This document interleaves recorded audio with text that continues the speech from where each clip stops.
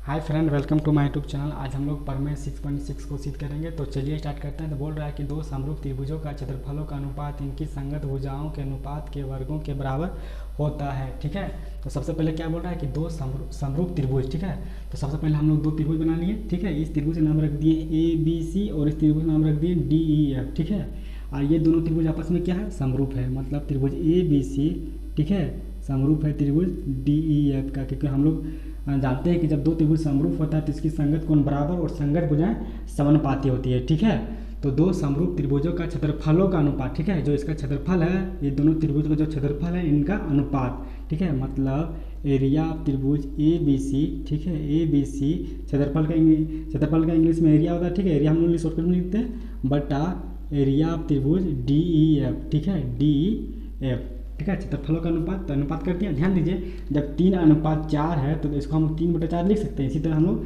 इसको बटा में कर दिए। ठीक है, तो दो समरूप त्रिभुजों के क्षेत्रफलों का अनुपात इनकी संगत भुजाओं के अनुपात, ठीक है, इनकी संगत भुजाओं के अनुपात। तो AB का संगत क्या हो जाएगा, D हो जाएगा, BC संगत हो जाएगा EF और AC संगत क्या हो जाएगा, DF, है ना। तो AB का संगत कौन हो जाएगा, D, है ना। तो अनुपात बोल रहे हैं तो AB बटा क्या हो जाएगा, D हो जाएगा, है ना। इसी तरह BC की संगत EF है तो अनुपात में बोल रहा है तो EF हो जाएगा, है ना। इसी तरह यहाँ पर क्या हो जाएगा, AC बटा DF हो जाएगा। ठीक है, AC बटा DF अनुपात के वर्गों के, ठीक है, अनुपात के वर्गों के, ठीक है। तो वर्ग करने का रहा था, वर्ग कर दिए। ठीक है, वर्गों के बराबर होता है, मतलब इक्वल होता है। ठीक है, दो समरूप त्रिभुजों का क्षेत्रफलों का अनुपात है, ठीक है, अनुपात है इनकी संगत भुजाओं के वर्गों के बराबर होता है। ये चीज़ हमको सिद्ध करना है। ठीक है, तो सबसे पहले लिखेंगे दिया गया है। ठीक है, सबसे पहले लिखेंगे दिया गया है। तो ध्यान दीजिए, सबसे पहले क्या लिखेंगे कि त्रिभुज ABC समरूप है त्रिभुज DEF का, है ना। दो समरूप त्रिभुज बोल रहा है तो त्रिभुज ABC समरूप है त्रिभुज DEF का। तो हम लोग जानते हैं कि जब दो त्रिभुज समरूप होता है तो संगत कोण बराबर और संगत भुजाएं समानुपाती होती है। यह चीज़ आप लोग को हम पहले बता चुके हैं। ठीक है, तो कोण A बराबर कोण D, कोण B बराबर A, कोण C बराबर F हो जाएगा। संगत कौन सा बराबर हो जाएगा और संगत भुजाएं समानुपाती होगा। ठीक है, मतलब AB बटा D बराबर BC बटा EF बराबर AC बटा DF हो जाएगा। ठीक है, संगत कोण बराबर और संगत भुजा समानुपाती होती है। ठीक है, तो सिद्ध करना है कि एरिया ऑफ त्रिभुज ABC बटा एरिया ऑफ त्रिभुज DEF बराबर क्या होगा, AB बटा D का वर्ग बराबर BC बटा EF का वर्ग बराबर AC बटा DF का वर्ग होगा। ठीक है, तो सबसे पहले उसके बाद क्या करेंगे, सिद्ध करने के बाद रचना करेंगे। तो रचना क्या करेंगे, त्रिभुज ABC में, ठीक है, त्रिभुज ABC में लंब डालेंगे। ठीक है, AM लंब डालेंगे BC पर और त्रिभुज DEF में, ठीक है, त्रिभुज DEF में DN लंब डालेंगे EF पर। ठीक है, रचना जब भी कीजिएगा तो डॉट लाइन से कीजिएगा। ठीक है, तो सबसे पहले क्या करेंगे, त्रिभुज ABC में AM लंब डालेंगे BC पर। ठीक है, इसी तरह यहाँ पर और, है ना, और DN लंब डालेंगे EF पर। ठीक है, EF पर।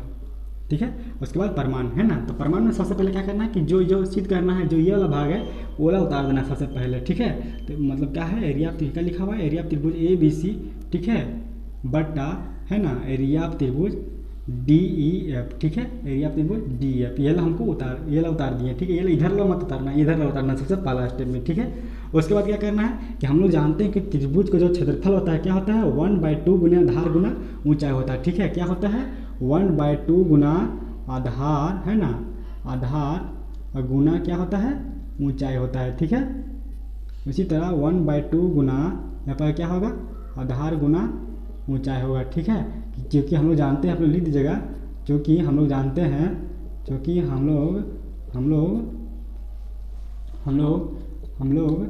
जानते हैं कि त्रिभुज का जो क्षेत्रफल है क्या होता है, 1/2 गुना आधार गुना ऊंचाई होता है। ठीक है, तो हो गया। तो 1/2 गुना त्रिभुज ABC में देखिए आधार कौन हो जाएगा, BC हो जाएगा, तो यहाँ पर BC कर दिए। और गुना आधार ऊंचाई कौन हो जाएगा, AM हो जाएगा, तो AM कर दिए। ठीक है, इसी प्रकार यहाँ पर भी नीचे भी त्रिभुज DEF में आधार क्या कौन हो जाएगा, EF, है ना, और ऊंचाई कौन हो जाएगा, DN हो जाएगा। ठीक है, तो 1/2 कट गया। यहाँ पर क्या बचा, BC गुना AM, है ना, बटा EF गुना DN। ठीक है, इसको समीकरण 1 मान लीजिए। ठीक है,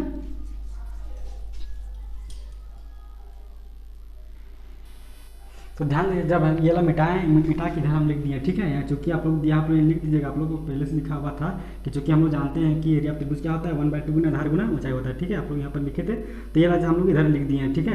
व्हाइट बोर्ड छोटा और व्हाइट बोर्ड छोटा, इसलिए हम लोग इधर कर लिख दिए, ठीक है। आप दोनों क्या करना है, ध्यान दीजिए, BC बटा EF गुना AM बटा थी BC गुना AM बटा EF गुना DN लाए थे, ठीक है। तो हमको AM और DN को हटाना है, ठीक है। AM और DN को हटाना है, ठीक है। तो यहाँ पर AM और DN को हटाने के लिए ध्यान दीजिए, हटाने के लिए ये दोनों त्रिभुज को हमको समरूप करना है, ठीक है। या ये दोनों त्रिभुज का समरूप कीजिए या ये दोनों त्रिभुज का समरूप कीजिए, दोनों में से कोई भी एक त्रिभुज का, दोनों त्रिभुज में कोई भी एक समरूप कीजिए, ठीक है।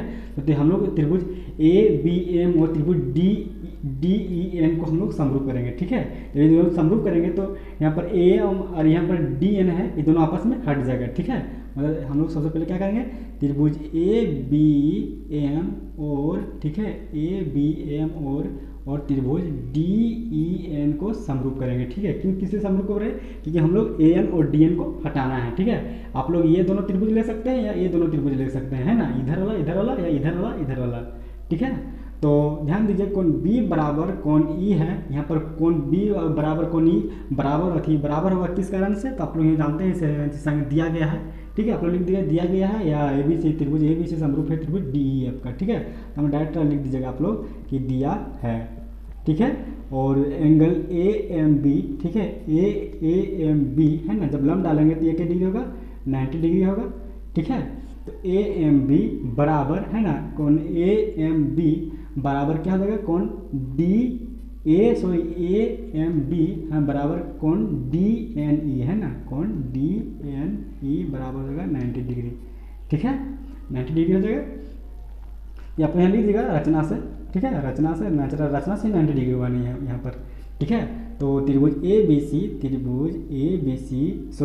ABM है ना, ABM समरूप हो जाएगा, तो समरूप हो जाएगा त्रिभुज DEN का, ठीक है, समरूप हो जाएगा त्रिभुज DEN का। तो किस कारण हो जाएगा, तो AA समरूपता से हो जाएगा समरूप। तो हम यहाँ पर इसको लिख सकते हैं, तो समरूप होगा तो भुजाएं समानुपाती होती है, संगत कोण बराबर होता है।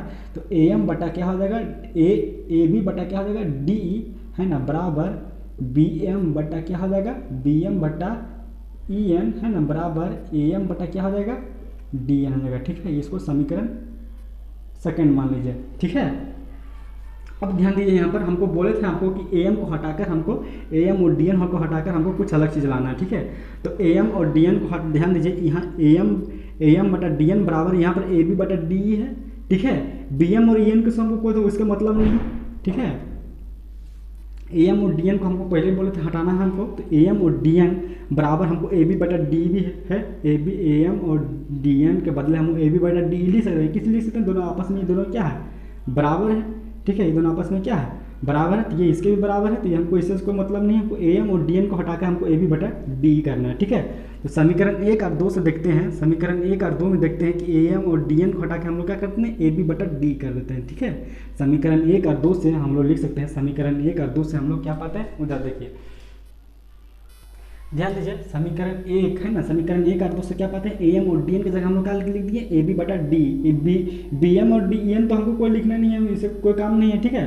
तो हमको AM और DN को हटाना था, इसकी जगह पर क्या लिख दिए, AB बटा D लिख सकते हैं। समीकरण 1 और 2 से क्या पाते हैं, एरिया त्रिभुज ABC बटा एरिया त्रिभुज DEF बराबर BC बटा EF तो पहले से था, ठीक है। और यहाँ पर AB बटा D कर दिए, ठीक है, AM और DN की जगह, ठीक है। समीकरण 1 और 2 से, ठीक है। तो ये समीकरण हो गया थर्ड, ठीक है। और दिया गया क्या, ध्यान दीजिए, दिया गया है, लेकिन दिया गया है कि संगत भुजाएं समानुपाती होती, तो इसलिए क्या हो जाएगा, AB बटा क्या है, संगत दिया गया है कि AB बटा D है ना, तो समरूप त्रिभुज, तो AB बटा संगत भुजा समानुपाती होगी, तो AB बटा D बराबर BC बटा EF है ना, बराबर AC बटा DF, ठीक है, AC बटा DF, ठीक है। इसको समीकरण थर्ड, इसको थर्ड मान लीजिए, इसको फोर्थ मान लीजिए, ठीक है। तो सबसे पहला स्टेप में हम लोग ये वाला निकाले है ना, सेकंड स्टेप में समरूप किए, समरूप करने के दौरान ये वाला संगत में समानुपाती आया तो संगत में समानुपाती कर दिए। और थर्ड स्टेप में क्या कर दिए हम लोग, ये दोनों समीकरण एक और दूसरे क्या पाते थर्ड स्टेप में, ए बी बटा B E F B C बटा ई एफ गुना ए बी बटा डी, है ना, मतलब ए एम और डी एन को हमको हटाना था तो ए एम और डी एन हटाकर हमको ए बी बटा डी कर दिए, ठीक है, समीकरण एक और दूसरे ये वाला। लेकिन दिया गया है क्या कि ए बी बटा थी, जब दो त्रिभुज समरूप है, दोनों समरूप तो संगत में समानुपाती है, ये दिया गया है, ठीक है। तो ए बी बटा डी बराबर बी सी बटा ई एफ बराबर ए सी बटा ई एफ डी एफ हो जाएगा, है ना, ये समीकरण 3 से, ठीक है, समीकरण 3 से। अब ध्यान दीजिए समीकरण 3 नहीं सॉरी ये समीकरण 4 हो जाएगा, ठीक है, ये समीकरण 1 2 3 और ये समीकरण 4 हो जाएगा, ठीक है। समीकरण 3 और 4 से देखिए, समीकरण 3 और 4 से ध्यान दीजिए कि बी सी बटा ई एफ है, बी सी बटा ई एफ की जगह हम लोग ए बी बटा डी कर सकते हैं कि दोनों आपस में बराबर है, बी सी बटा ई एफ के बराबर ए बी बटा डी है ना। तो इसके बी सी बटा ई एफ की जगह हम लोग ए बी बटा डी कर सकते हैं, लिख सकते हैं, मतलब, है ना, किसी नहीं सकते क्योंकि आपस में बराबर है। तो हम लोग समीकरण 3 और 4 से हम लोग क्या पाते हैं कि बी सी बटा ई एफ की जगह हम लोग क्या लिख देंगे, ए बी बटा डी, किस लिखेंगे, आपस में क्या है, बी सी बटा ई एफ के बराबर ए बी बटा डी है, ठीक है। तो समीकरण 3 और 4 से हम लोग क्या पाते हैं कि एरिया ऑफ त्रिभुज, आप लोग लिख दीजिएगा। तो ध्यान दीजिए जब समीकरण 3 और 4 से क्या पाते हैं हम लोग, एरिया ऑफ त्रिभुज क्या हो जाएगा, समीकरण 3 और 4 से क्या हो जाएगा, एरिया ऑफ त्रिभुज क्या हो जाएगा, एरिया ऑफ त्रिभुज ए बी सी बटा एरिया ऑफ त्रिभुज डी ई एफ बराबर बी सी और ई एफ की जगह हम लोग क्या लिख दिए, ए बी बटा डी, किस लिए लिखे, बी सी बटा ई एफ की बी सी बटा ई एफ के बराबर ए बी बटा डी है ना। तो बी सी और ई एफ को हटाकर हम लोग क्या कर दिए, बी सी और ई एफ को हटाकर क्या कर दिए, ए बी बटा डी कर दिए, ठीक है, ए बी बटा डी कर दिए, ए बी बटा डी पहले से था, ठीक है। तो A B Guna A B है ना, इसी तरह नीचे डी गुना डी, तो दोनों क्या हो जाएगा, ए बी बटा डी का वर्ग हो जाएगा, ठीक है, मतलब A B Guna A B का वर्ग हो जाएगा, इसी तरह डी गुना डी का वर्ग हो जाएगा, मतलब दोनों का वर्ग है तो दोनों आपस में क्या करेंगे, वर्ग कर देंगे दोनों को, ठीक है, दोनों का वर्ग हो गया यहाँ पर। इसी तरह समीकरण 3 4 का प्रयोग करके, है ना, इस 4 का प्रयोग करके हम लोग क्या प्राप्त होता है, एरिया ऑफ त्रिभुज ए बी सी बटा एरिया ऑफ त्रिभुज डी बराबर ए बी बटा डी का वर्ग बराबर बी सी बटा ई एफ बराबर बी सी ए सी बटा डी एफ का वर्ग हम लोग प्राप्त कर सकते हैं। देखो किस तरह प्राप्त कर सकते हैं, ध्यान दीजिए हम लोग क्या यहाँ पर प्राप्त किया, देखिए क्या लाए हम लोग, ए बी बटा डी, ठीक है, ए बी बटा डी का वर्ग, ठीक है।